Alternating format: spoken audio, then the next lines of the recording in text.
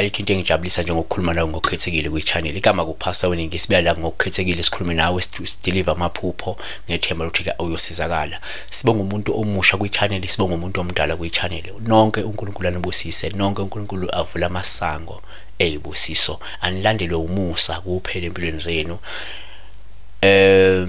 Asikhulume la ngamaphupho kodwa siqale sibheke la incwadi encwele uJeremiah 17 verse 10 ithi ke, I the Lord search the heart, I try the reins, even to give every man according to his ways and according to the fruit of his doings. Ngamanye amazwi Jeremiah 17 verse 10 uthi, mina Jehova ngihlola inhliziyo, ngivivinya amatomu ukuba nginike kube iloyo naloyo njengezindlela zakhe, njengezithelo zezenzo zakhe na njengezithelo zezenzo zakhe. Usho ukuthi uNkulunkulu njengoba ekuveza namhlanje uyayihlola inhliziyo yomuntu.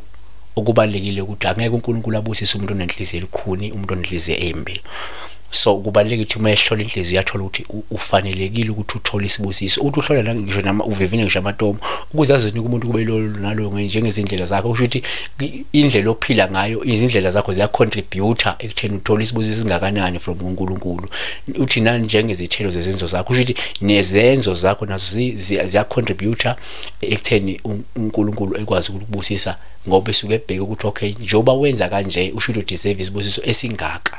Engathi abantu bangenza kahle, bangaba nezenzo ezinhle, abantu bangathi bangaba nezindlela ezinhle, abantu bangaba nenhliziyo ezibunene so that isibusiso saNkulunkulu bezosithola. Asikhulumelanga nomusa amajololi sawubona phasa bengicela ukubuza, sawubona baba ngicela ukubuza ukuthi kusho ukuthini uphupha ingane yami yomfana ibole amazinyo.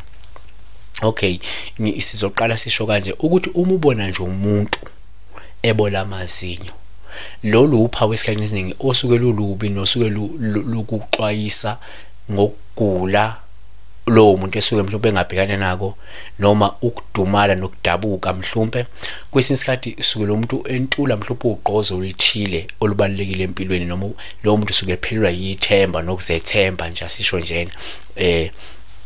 Noma usuke lo muntu kungahambi kahle ngokuze imali, yebo, noma kuwena nje kungenzeka kunezimo ethize mhlawumbe komunye kuyenzeka uthola ukuthi lo muntu usuke kuzoba nenkinga ebudlelwaneni nabantu abathile, yebo.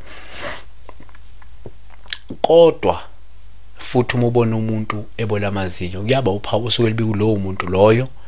Kungenzeka umuntu odinga ukuthi enakekele isimo sempilo yakhe kangcono, okungenzeka umuntu ongazinakekeli ngokwanele empilweni, noma ongazinakekeli ngokwanele endleleni aphila ngayo, yayibona, okuzobe sekumdalela inkinga empilweni, yabona.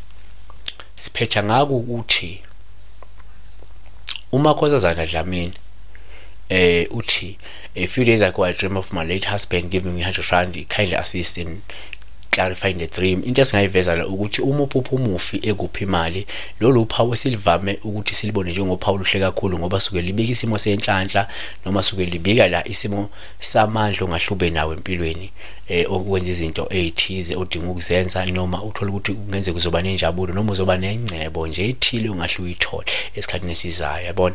Kanti futhi uma uphupha umufi ekupha imali, kuphinde kube uphawu ungabuye likhomba ukuthi mhlawumbe uzothola usizo kumnumzane ohlonishwayo endaweni, noma kumuntu othile ohlonishwayo endaweni, noma ke ungahle uthola ithuba eliyingqayizivele elingaguqula impilo yakho kungekudala lizobe livela komunye umuntu maduzane.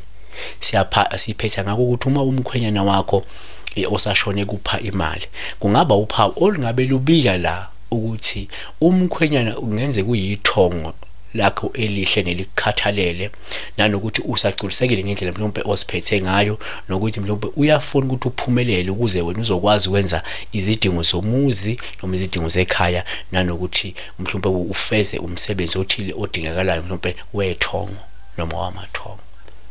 Siyabonga, uNkulunkulu ekubusise, uNkulunkulu ekusikelele.